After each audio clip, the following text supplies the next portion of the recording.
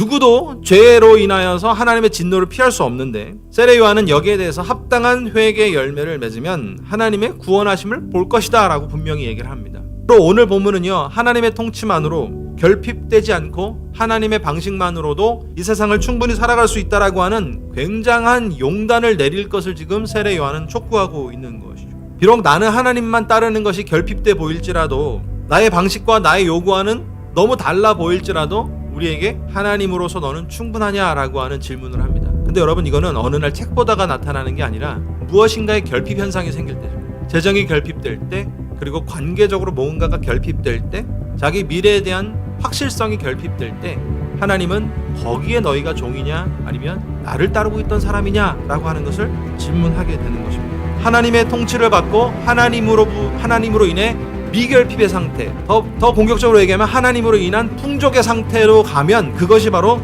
천국에 살고 있는 것을 지금 이야기합니다. 그러니까 거꾸로 얘기해보면 하나님을 믿지만 계속적인 결핍의 상태는 뭘까요? 지옥과 같은 삶을 살고 있죠.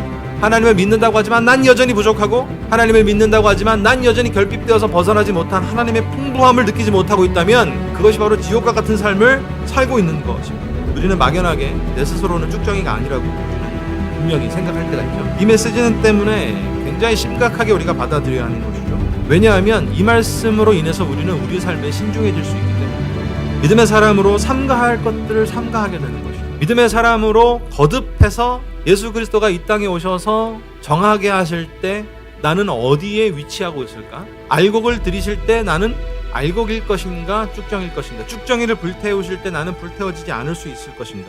여러분, 이걸 잘 안다면 얼마나 신중해지겠어요? 그러면 여기에 따라서 분명한 질문이 나오는 거예요. 그러면 우리가 무엇을 해야 되겠어요? 이 질문이 우리 가운데 있어야 하는 거예요. 우리는 이게 진중하고 진지하고 신중할 때 나올 수 있는 질문이에요. 주님, 그럼 제가 이제 어떻게 살아야 되겠습니까? 대충 살기 위해서 이런 질문하지 않습니다. 그냥 띄엄띄엄 살기 위해서 이런 질문하지 않아요.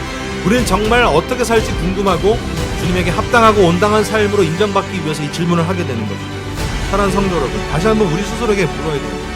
모든 것을 삼가하여 주님의 방식으로 결핍에서 벗어나 풍족으로 지금 가고 있습니다. 여전히 주님 때문이 아닌 다른 것 때문에 결핍을 느끼고 있는 것은 아닙니다.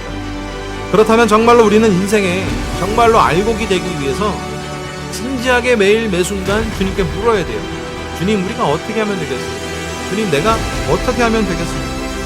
여러분, 우리에게요, 복은 신중하고 진지할 때 임하는 것입니다. 거꾸로 가면요, 신중하고 진지한 신앙을 가지면 복을 안 받을래야 안 받을 수가 없는 것이죠.